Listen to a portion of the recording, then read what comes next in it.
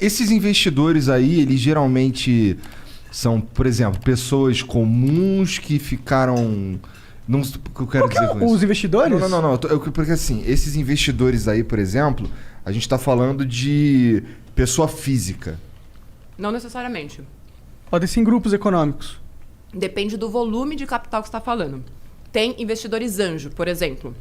Os investidores anjo são aqueles que geralmente entram no começo do negócio. E quando a gente vai para essa história de VC, de Venture Capital, a gente chama de rodadas. Talvez vocês já tenham escutado falar, o Nubank está na rodada de Series A, Series C, Series A gente D. conversou com um cara que ele explicou um pouquinho desse negócio. Cada um é um tipo de valor, Exatamente. vai aumentando. E é isso, quanto mais o seu negócio cresce, você mostra para o mundo que, olha, eu tenho capacidade de receber mais dinheiro. E cada vez que o cara vai lá e coloca mais dinheiro, e o cara, já daqui a pouquinho eu vou explicar quem é o cara, tá?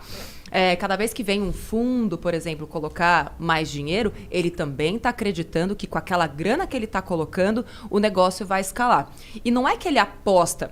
Quando uma empresa, vamos colocar o Nubank, por exemplo, que já está, né, no ápice do negócio, ele vai lá e se abre para receber mais capital, ele tem um plano de negócios extremamente detalhado, com uma previsibilidade do que vai acontecer nos próximos anos, nos próximos meses. Então, ele chega para um investidor, por exemplo, lá no comecinho. Vou contar o que está acontecendo comigo. Nesse momento, eu estou entrando como investidora numa empresa, startup, que está bem no comecinho.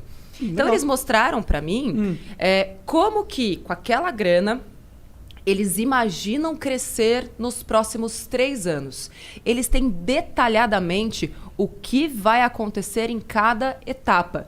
E é claro que ao longo do caminho algumas coisas podem mudar, mas é como se fosse uma hipótese. Se tudo que eles colocaram ali acontecer, então a capacidade daquele negócio de escalar daqui a 3 anos é gigantesca. Então, isso me mostra que faz sentido eu colocar o meu capital ali dentro daquela empresa. Eu falo, beleza, vamos apostar. Só que eu estou no comecinho, estou entrando bem, né, no comecinho da empresa. Uhum. Quando a gente for fazer a próxima rodada, se tudo der certo, a grana que vão colocar vai ser muito maior. E aí, quando você vai para rodadas mais altas, a gente já está falando de fundos de investimentos. Então, por exemplo, tem o SoftBank, que é um dos mais conhecidos. São fundos bilionários, trilionários, muitas vezes, que estão lá com muito dinheiro e são empresas que se conectam para formar um fundo. Tem alguns fundos que olham para setores específicos. O SoftBank, por exemplo, investe muito em empresas de tecnologia ligadas a mercado bancário, financeiro, edtechs, Esse entretenimento. SoftBank é um negócio chinês, não é? SoftBank, se eu não me engano, é chinês ou japonês. Eu conheci o CEO deles. Eu lembro de ter visto uma reportagem do CEO deles, que era um cara famosão lá, e era a primeira vez que iam dar tanta grana pra um cara, alguma Exatamente. coisa assim. Eu participei 2 anos atrás de um evento bem bacana chamado Brasil at Silicon Valley, que foi lá no Vale do Silício. E ele estava lá. E foi legal porque ele estava contando o que ele enxerga nas empresas. Esse cara não era o CEO, ele é como se fosse esse olheiro. Ele está para o mercado de empresas como o olheiro... Tem outro nome? É olheiro mesmo. É olheiro. Tá para o futebol. E ele está falando, olha, nós estamos agora disponibilizando 5 bilhões de reais para a América Latina. Na época. Então é isso, tipo, se você tá atento a tudo isso, o SoftBank tá... Tem 5 bilhões de dinheiro aí que podia ser meu. Para 2020. Só 2020? Só 2020. Então eles já gastaram essa grana aqui no Provavelmente Brasil? Provavelmente sim. Só que a América Latina é grande, né? A gente não tá jogando sozinho. Você tem México, você tem outros países. Mas o que você, como empreendedor ou empreendedora brasileira, vai fazer para, pelo menos uns 10 mil aí eu consigo.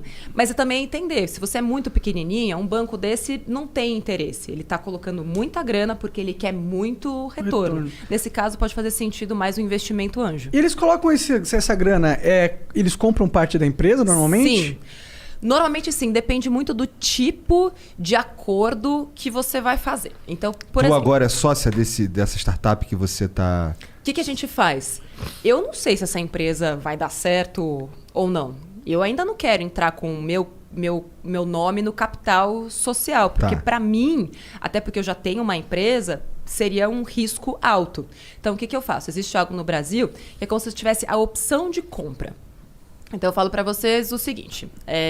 Monark, eu quero comprar 20% aqui do Flow Podcast, mas para isso acontecer, eu quero ter reservado 20% e eu garanto agora já para você, como se fosse um empréstimo, R$300 mil por 20%, eu sei que é pouco, mas já tô pechinchando. Tá bom. 300 mil a reais. A gente é ciumento. E daqui a... Por isso que ele tá te perguntando. Porque pra gente captar um bagulho desse aí, a gente ia ter que fazer ir no psicólogo, tá ligado? É que tem que ter um porquê. Se não tem porquê, não tem porquê fazer. Eu até hoje não tenho sócio na minha empresa. Eu sou a única sócia da minha empresa. Eu também sou assim. Tipo, pra que você vai fazer? Eu tô muito bem sozinha. Assim, só do que mal acompanhada. E aí eu falo, beleza, só que pra eu entrar com o meu nome aí mesmo, daqui a 2 anos essa empresa tem que estar faturando pelo menos 20 milhões por ano. Se isso acontecer, eu entro com o meu nome no capital e beleza, e posso até colocar mais uma grana lá no futuro. Então eu tenho uma opção de compra. Eu já te libero essa grana agora, mas eu só vou converter isso em ações da empresa mesmo lá na frente, se aquilo que a gente está colocando em contrato hoje acontecer de fato. Então, e se não acontecer, você só perdeu sua grana e tá livre para ir embora e não tem encheção de saco. A gente fica feliz, tá todo mundo bem, eu não entro na sua empresa, não aconteceu nada demais, você pegou a grana, você tentou, você fez, você deu o seu melhor e tal, mas infelizmente não rolou. Saquei. Interessante. Isso aí parece pro cara, pro investidor anjo é uma boa, né? Que só tem ganhos, né? E corta todas as possíveis perdas. Ele meio que é bom para ambos os lados. Porque bom para mim também. Né? Uma das grandes tretas no Brasil, e isso é algo que os investidores estrangeiros falam muito sobre a gente aqui, que às vezes é um empecilho para grandes fundos, é a questão das leis trabalhistas. A gente sabe que foi um grande direito adquirido e tudo mais, mas quando o gringo americano olha para cá e lá as regras elas são muito mais soltas, né? Soltas, abertas. Os acordos são feitos entre, né, o empregado e o empregador. Exatamente. Aqui no Brasil, além de ser muito oneroso você contratar pessoas,